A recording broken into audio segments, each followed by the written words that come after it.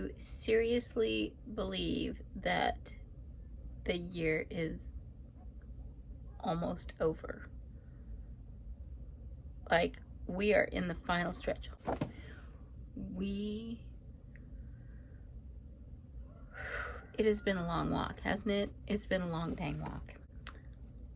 You know, I still have moments of down a little bit, but overall, I think I'm doing good.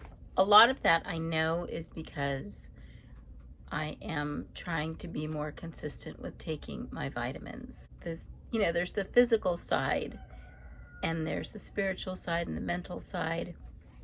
And a lot of the mental side is affected by the physical side and gut health, things like that.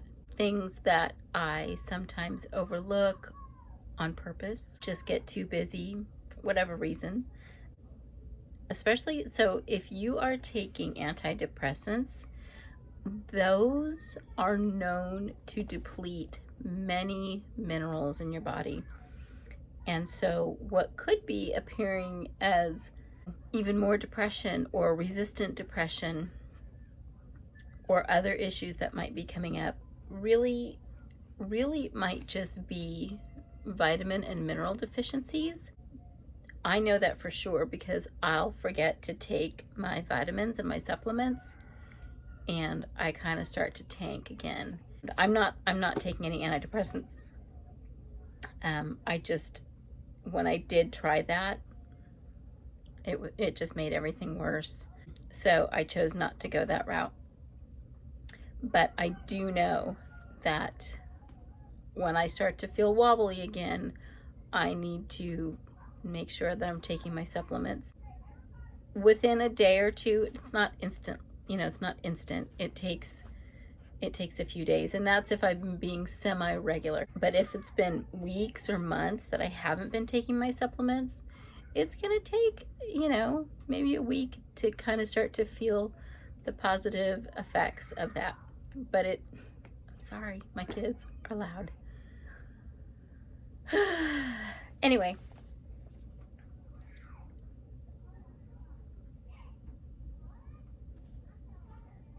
So that's really how I know that the physical part is I'm not taking care of it. But then there's also, gut health. So I really kind of got in a groove of drinking Mountain Dew, which is horrible. And I'm thinking there must be something in it, bromelain, something like that. I don't know. I was craving that stuff like crazy. And then I just got hooked to it, and I've put on a bunch of weight, and I'm puffy, and not like I was ever skinny. I'm not a skinny girl. But, look at that. So, it's there. So I've cut myself off of soda. Halloween was rough on this girl. Halloween was so rough on this girl. I thought with limited trick-or-treating opportunities, my children would not have all that much sugar.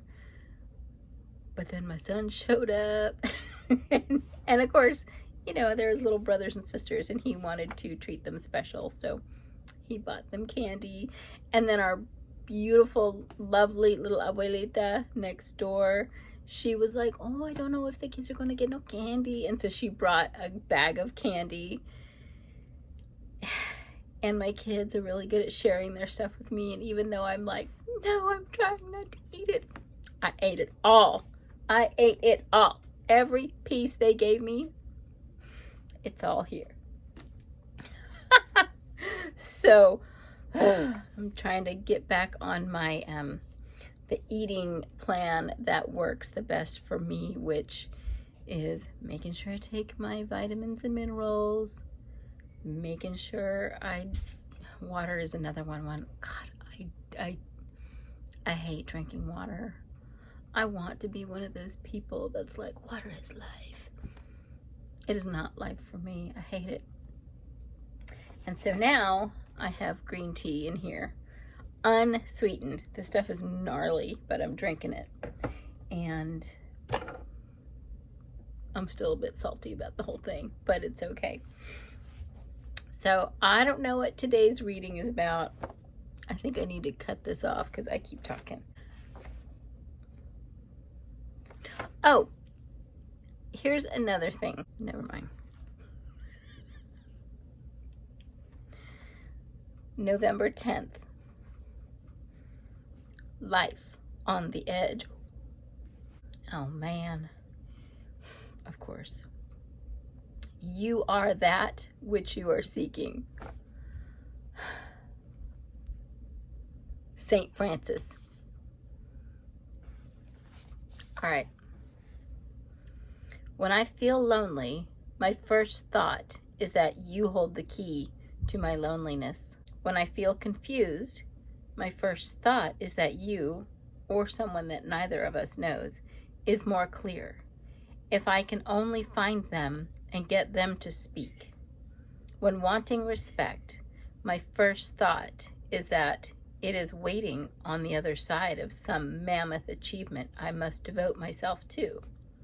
I try so hard to find what I need or what I want outside of myself, certain it is waiting for me somewhere, just over there.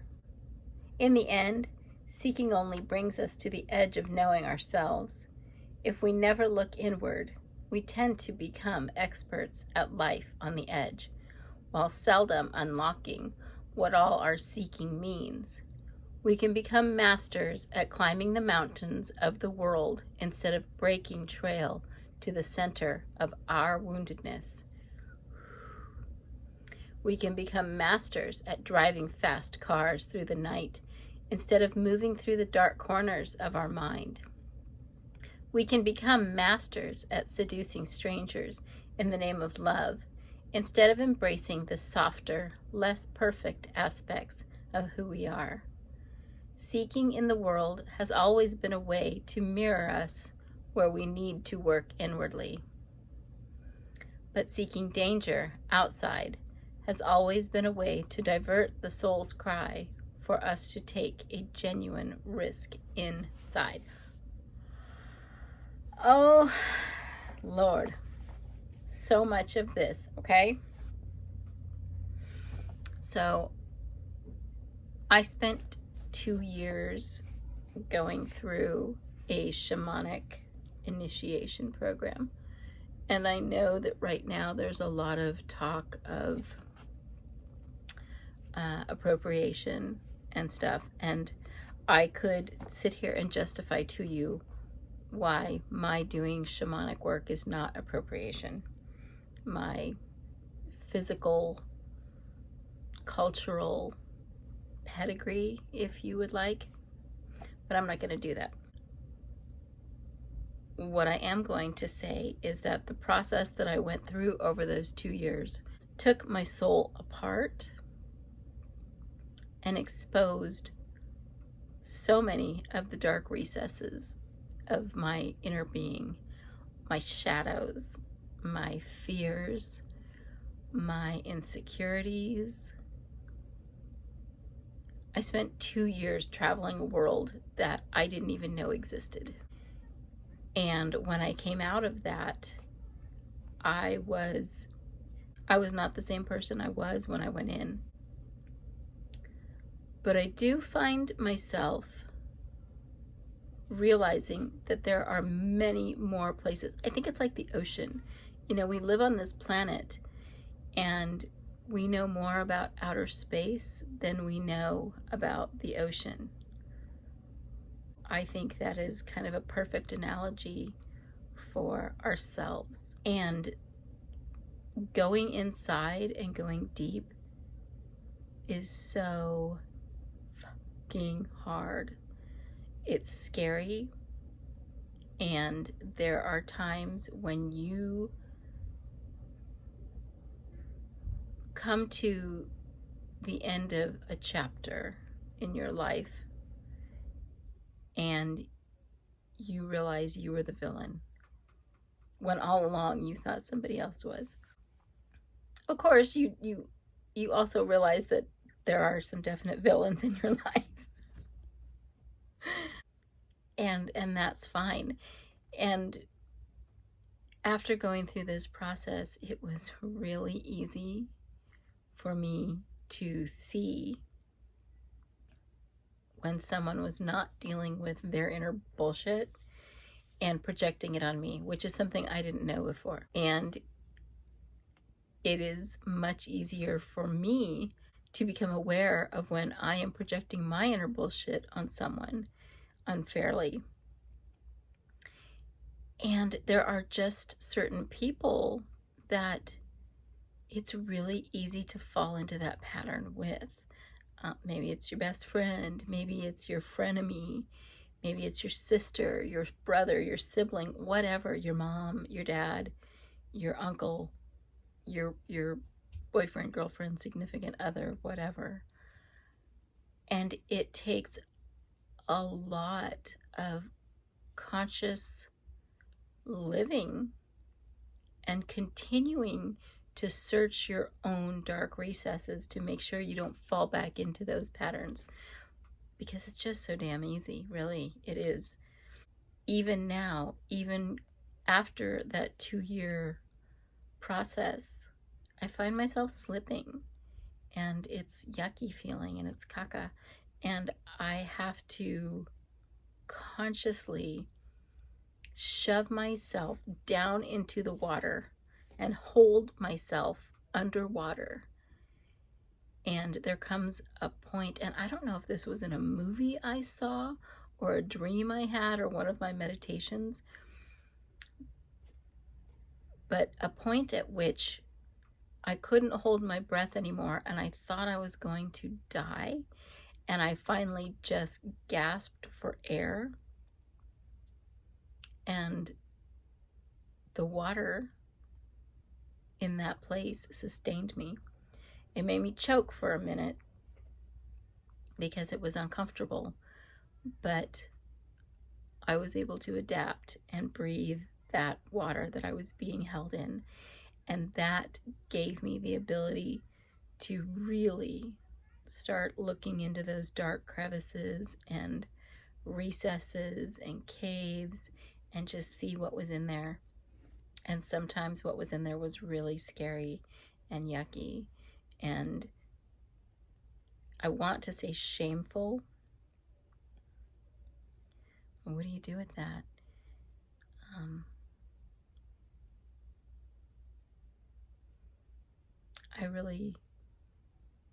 I don't even know if I quite understand the word shame anymore. I'm sure I do somewhere, but you know.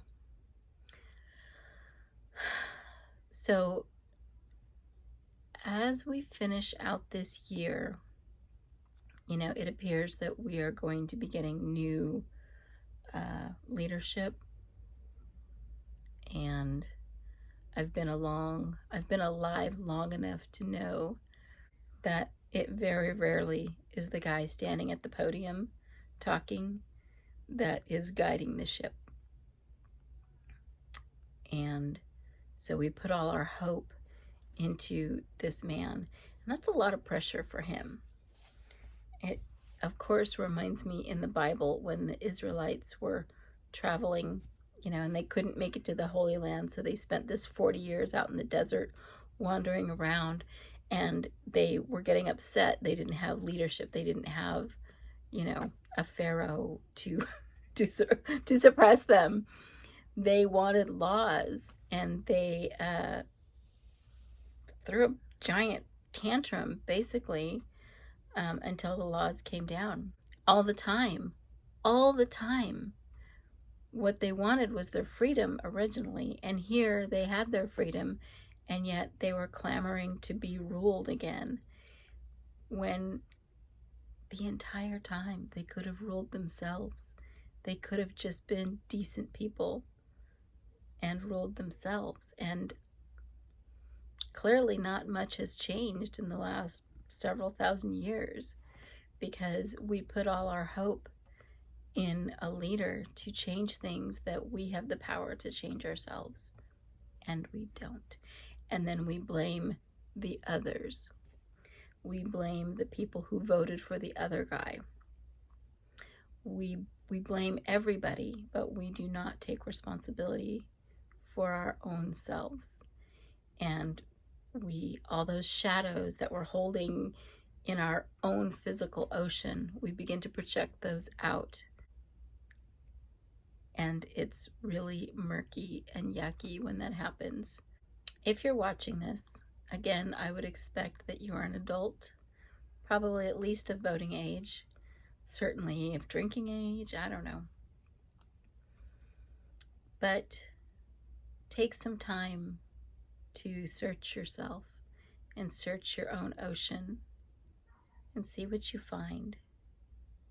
Because you will find sea monsters, I promise you. If you are really doing your work, you will find wreckage and sea monsters and creatures that you did not even know could survive in your ocean. But you will also make beautiful discoveries. You will find treasure. You will find beautiful creatures. All that stuff, all the, how can I say this? All the sort of flora and fauna of your inner working spaces. And some of it's good, just like the rest of the world.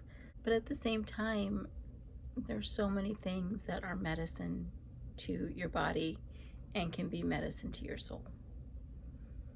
So that's it. Oh my God, we haven't even done mindful moment. Okay. Mindful moment. I think that was a mindful moment, huh? Meditate on something you are seeking. It may be love, power, wealth, or the thrill of jumping out of a plane, or the recognition of being famous. Now imagine that what you seek already lives within you, and as you breathe, hold what you seek before your mind's eye like a door you must enter if you are ever to be whole. Inhale deeply and feel what you seek as part of your spirit that needs attention. Exhale deeply, and though you may not know how, give yourself this attention. So, there we have it. I think we have had kind of a little intense day. My own musings and Mr. Nepo really kind of laying it down there again, as he does. If you're still here, thank you for showing up. And I'm going to remind you that this book, the subtitle is Having the Life You Want by Being Present to the Life You Have. It's not having the life you want by pretending you're perfect, or that the challenges that exist in this world don't exist. So being present to whatever your life looks like right now. Are you doing great? Are you making a ton of money? Are you killing it in your career world? Are your relationships just en fuego and hot and satisfying? Or are you barely making it, paycheck to paycheck? Maybe you don't even get a paycheck right now. Maybe you are on the verge of being evicted from your home. Maybe you don't even have a home. Maybe you're renting a bedroom or back home with your parents or something. Whatever your place is right now, whatever's going on with you, first, know that you're not alone. I've been in all those places. And second, know that I may not even know you, but I can feel you and I love you. And I hope that something you have heard today resonated with you, meant something to you, perhaps sparked something in you that you know needs to change, and you're willing to make those changes now. If not, who knows? Maybe tomorrow will work for you. Anyway, I love you, and I will see you tomorrow.